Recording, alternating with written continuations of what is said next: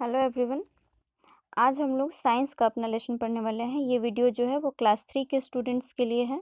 कल हम लोगों ने इंग्लिश का पहला लेसन किया था, आज हम साइंस का पहला लेसन करने वाले हैं। जैसे कि आप देख सकते हो अपने सामने के स्लाइड में जो आपका फर्स्ट चैप्टर है सॉरी, वो है living things and non living things, यानी कि सजीव और निर्जीव वस्तुएं। हम अपने आसपास जो है कई तरीके की वस्तुओं को देखते हैं। जिनके पास किताब है वो लोग किताब लेकर बैठेंगे और जिनके पास किताब नहीं है वो केवल स्लाइड से जो है मैच करते हुए स्लाइड पे ध्यान देते हुए पढ़ेंगे। देखिए, हम अपने आसपास कई तरीके की वस्तुओं को देखते हैं। कई सारे मनुष्य मिलेंगे, कई सारे जानवर मिलेंगे, कई सारे पेड़ पौधे मिलेंगे, कहीं आपको आपके खिलौने मिलेंगे, कहीं किताबें मिलेंगी, बिल्डिंग्स मिलेंगे, फ्लावर्स मिलेंगे, कहीं पर आपको झरने मिलेंगे, कहीं मून, स्टार, रॉक, मून का चाँद मतलब मून मतलब चाँद, तारे, या फिर जो है आपके पहाड़, पर्वत, हवा, पानी, ये सारी चीज़ें जो हैं आपको मिलेंगी देखने के लिए। सम ऑफ दीज आर, इनमें से जितनी भी चीज़ें हम लोग देखते हैं अपने आसपास, इनमें से कुछ जो होती हैं वो आपको लिविंग थिंग होती हैं, यानी कि कुछ जो होती हैं वो सजीव होती हैं और कुछ जो होती हैं वो निर्जीव होती हैं। ऐसी चीज़ें जिनमें जीवन होता है उनको हम लोग लिविंग थिंग बोलते हैं, यानी सजीव वस्तु बोलते हैं, और ऐसी चीज़ें जिनमें जीवन नहीं होता है उनको हम लोग नॉन लिविंग थिंग्स, यानी कि निर्जीव वस्तुएं बोलते हैं। अब ये लिविंग थिंग्स और नॉन लिविंग थिंग्स के बारे में थोड़ा हम लोग डिटेल में पढ़ेंगे। तो लिविंग थिंग्स और नॉन लिविंग थिंग्स में जो है कई सारे अंतर हैं।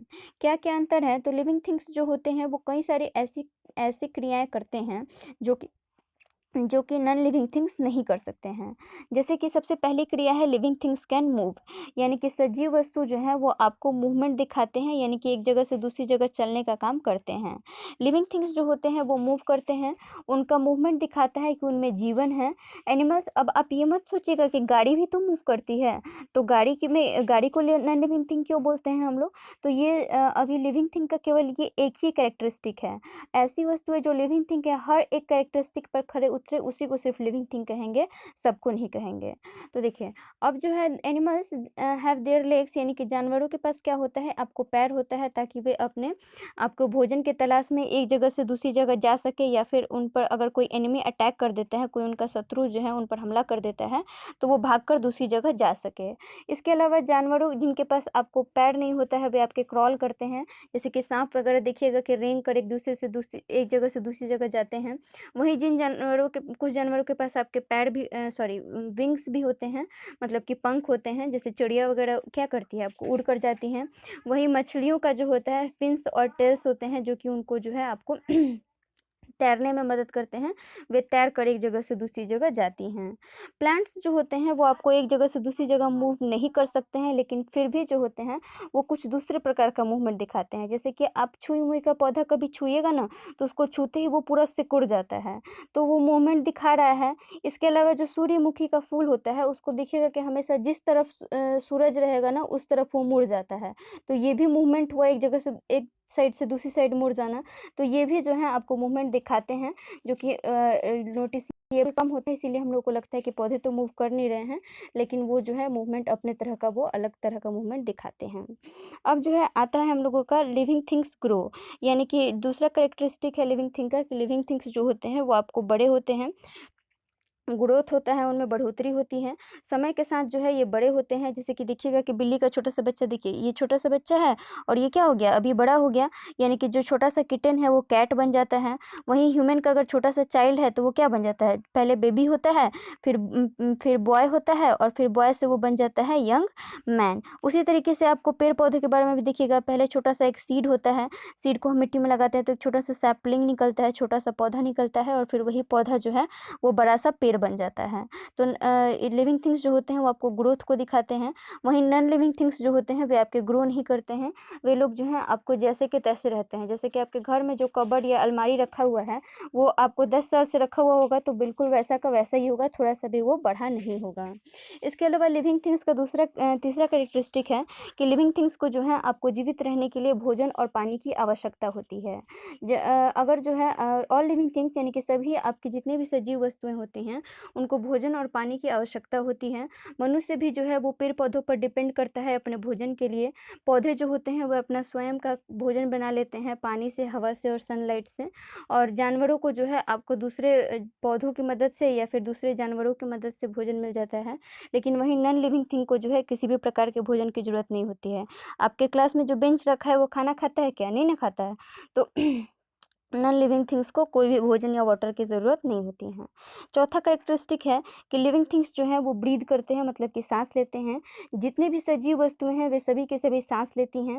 Human beings and most animals, यानी कि जितने भी मनुष्य हैं या दूसरे जानवर हैं, वे अपने फेफड़ों के द्वारा सांस लेते हैं। वहीं आपकी मछलियाँ होती हैं वो अपने गिल्स से सांस लेती हैं। और इंसेक्ट्स जो होते हैं उनके अंदर कई सारे एयर होल्स होते हैं जिससे कि वे अपना सांस लेने का काम करते हैं। ठीक है। अब जो है प्लांट्स में की अगर हम बात करें तो प्लांट्स कैसे सांस लेते हैं, तो प्लांट्स के पत्तियों में जो है बहुत सारे छोटे छोटे छोटे छोटे छिद्र होते हैं जिनको हम लोग स्टोमाटा कहते हैं, हिंदी में उनको हम लोग रंध्र कहते हैं। तो पौधे जो होते हैं वो स्टोमाटा के थ्रू सांस लेते हैं। और वहीं अगर बात करें निर्जीव वस्तुओं की, तो निर्जीव वस्तु जो होते हैं वो आपको सांस नहीं लेते हैं। अगला करेक्टरिस्टिक है लिविंग थिंग का, लिविंग थिंग्स जो होते हैं वे महसूस करते हैं, यानी कि उनको जो है आपको अपने आसपास के इन्वायरमेंट में जो भी चीज़ें होती हैं वो महसूस होती हैं और साथ में जो है वो उस पर प्रतिक्रिया भी देते हैं। जैसे कि आपको जानवर हो गए या फिर मनुष्य हो गए, इन सब के पास जो होते हैं सेंस ऑर्गन्स होते हैं। सेंस ऑर्गन्स ज्ञान इंद्रियाँ 5 होती हैं, आइज़, ईयर्स, नोज़, टंग और स्किन। ये जो ज्ञान इंद्रियाँ होती हैं ये हमें किसी भी वस्तु को महसूस करने के लिए और जो हमारे आस-पास चेंज हो रहा है उसको पहचानने में मदद करती हैं। लिविंग थिंग्स जो होते हैं वो आपको महसूस कर सकते हैं। ठंडा, गरम, सॉफ्ट, हार्ड, स्मूथ, रफ, उसको टच करके हम लोग को पता चल जाता है ना कि कोई चीज़ चिकनी है या रफ़ है, खुरदुरी है, ये सारी चीज़ें जो हैं हम लोग फ़ील कर सकते हैं। पौधे भी जो है महसूस कर सकते हैं। देखिएगा कि जब जो आपको सूरज का प्रेज़ेंस होता है, जब सनलाइट होता है, तो सनलाइट की तरफ ही पेड़-पौधों के ब्रांचेज़ झुक जाते हैं। इसका मतलब कि पौधों में सेंस है सनलाइट का, कहीं न कहीं वो आपको फ़ील कर पा रहे हैं।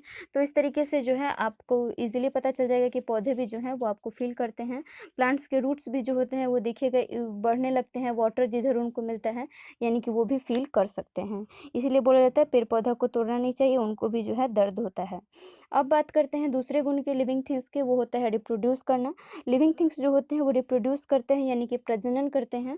प्रजनन जो होता है ऐसी प्रक्रिया होती है जिसके द्वारा सजीव प्राणी जो है वो अपनी ही प्रजाति के जो आपके शिशु होते हैं उनको जन्म देते हैं और अपनी संतति का विकास करते हैं। जैसे कि देखिएगा एक गाय जो है वो अपने बछड़े को जन्म देती है, एक वीमेन जो होती है, एक महिला जो होती है वो आपको छोटे से शिशु को जन्म देती है। वहीं जो है एक मुर्गी को देखिएगा तो वो क्या करती है, आपको अंडा देती है और उस अंडे में से जो है उसका चीक यानी कि छोटा-सा चूज़ा बाहर निकलता है, जो कि बड़ा होके वापस से मुर्गी बन जाता है। वहीं पौधे को देखिएगा तो पौधा जो होता है वो बीज उत्पन्न करता है और उसी बीज से जो है नया पौधा उत्पन्न होता है।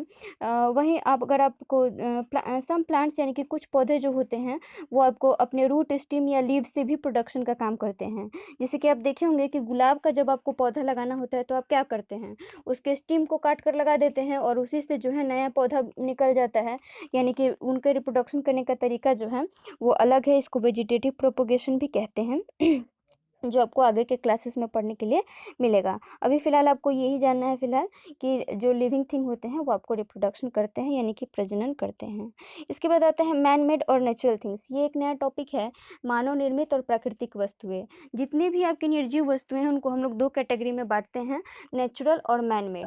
ऐसी सारी वस्तुएँ जिनको जो है मनुष्य ने बनाया है उनको हम लोग मैन मेड थिंग्स यानी कि मानव निर्मित वस्तुएँ कहते हैं।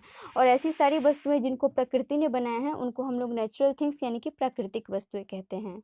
अब मैन मेड थिंग्स की अगर हम बात करें कि आखिर मानव निर्मित वस्तुएँ क्या-क्या हैं, तो आपके आस-पास जो फर्नीचर है, घर है, आपके जूते हो गए, आपके कपड़े हो गए, गाड़ी हो गया, रोड हो गया, ये सब जो है मनुष्य ने बनाया है तो इनको हम लोग मैन मेड थिंग कहेंगे। वहीं जो है मिट्टी हो गई, सूरज हो गए, पानी हो गया, हवा हो गया, आपको मून हो गया, इन सब चीज़ों को प्रकृति ने बनाया है तो इनको जो है हम आपको नेचुरल थिंग्स यानी कि आपको प्राकृतिक वस्तुएँ कहेंगे। अब जो है आपका जो ये चैप्टर तो यहाँ पे ख़त्म हो गया। एक्सरसाइज़ जो है देखिए ये स्लाइड क्लियर नहीं है, मैं ये वाला लगा देती हूँ, ये वही पेज है जिसमें आपको क्लियर चीज़ें दिखाई पड़ेंगी। एक्सरसाइज़ के लिए जो है आपको जिनके पास बुक है वो लोग टिक मार लीजिए और जिनके पास बुक नहीं है वो बुक आएगा तो वापस अपना वीडियो प्ले करके मार लेंगे।